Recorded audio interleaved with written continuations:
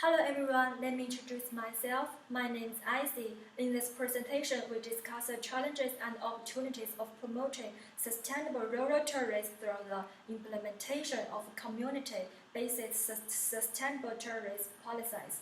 So our aim in this presentation is to focus on the concept of community-based planning of the tourism and highlighted its potential and challenges in delivering better income equality from the tourist-related activities. So when talking about the tourism, one of the dominant views is that tourists can contribute to the economic development and growth at both global and local levels. So however, the industry faced satisfactory challenges in achieving a balanced distribution of the economic impact, especially in regard to rural areas. So a number of factors have been identified as the case of the tourist income distribution inequalities. So the first question we aim to answer in this presentation is what case tourist income distribution inequalities?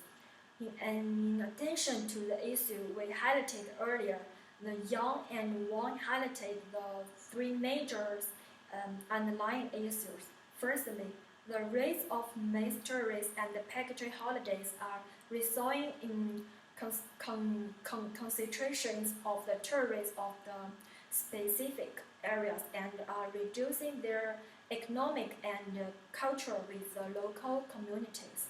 And secondly, when there is a spillover effect from the tourists, the influence of the tourists often tend to deny the local population from the equal share of the income in two ways. Thirdly, they may have the established deal with the provider service provider, and secondly, they sell the local memorabilia and culture artifacts that are made products elsewhere at the lower price. So the challenges of achieving equalities in distribution of tourist-related economic impact has resulted in development of the numerous policies and the theories such as pro-tourist, regional tourist development plans, and CBT to overcome this issue. So about the CBL defined the community-based tourists as tourists owned or managed by the communities and intended to delivering render the community the benefit. So what distinguishes the CBT from the traditional tourists in rural or poor area is that decision and experience design and delivering with the local at the heart of the matter as approaches to being designed and implemented by the policy makers. So the customer of our literature review suggesting that top-down policies do not always result in a square distribution in income from the tourists, and as a result, the younger generation tend to leave their indigers the habitats in pursuit of the type of the life. So they imagine the visiting tourists have and move the cities, and the rural and indigenous tourists can lead to angry among the local tourist activities, result in late dangerous loss of biodiversity, and lead to loss of their way of the life. Therefore, it has been noted that the CBT can to some extent reduce the above mentioned issue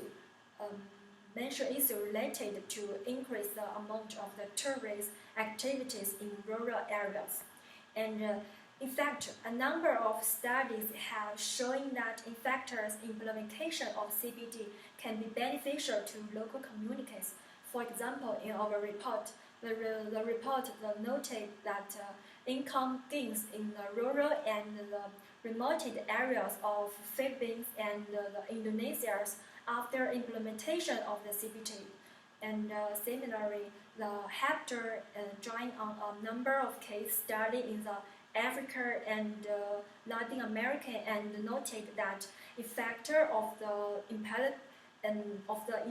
implementation of the CBT in some of these cases had reduced in the promoted distribution of income from the tourist activities. So creation of the new employment opportunities, especially for women, and better preservation of the local environment.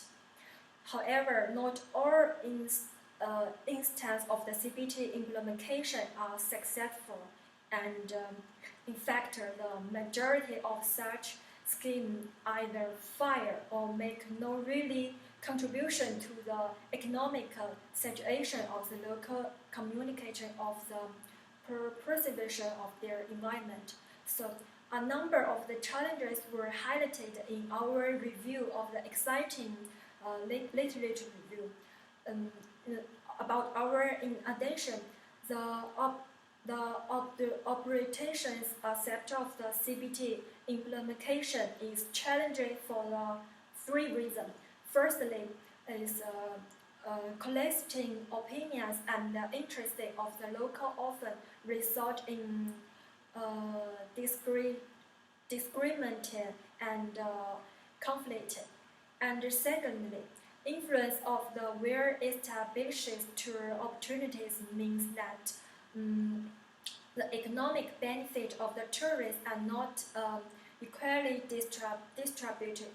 And finally, implementation of such policy are often short-term and noted that support in the long term, especially in countries that take political stabilities.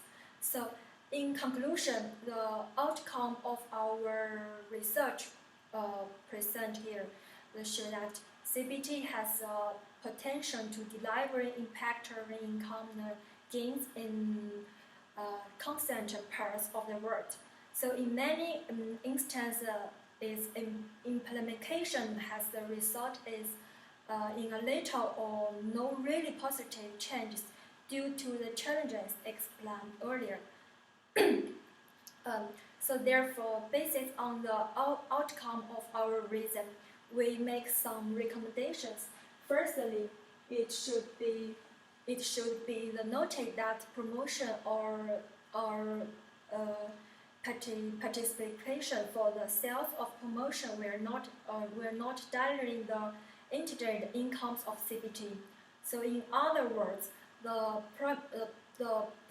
primary focus should be on developing the right attitude to the awareness of the policy makings and procedures through the investing in relevant the education.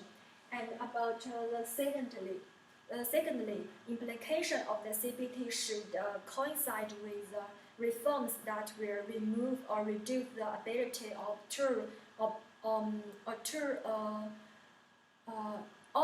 opters in continue on their correct path of secreting these policies and pushing their own economic interest at the expense of the communities.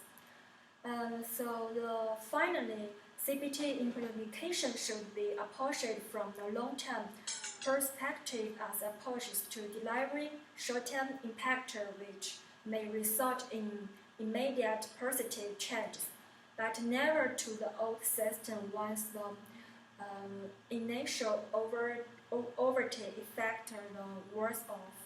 That's all my presentation. Thank you so much for your listening.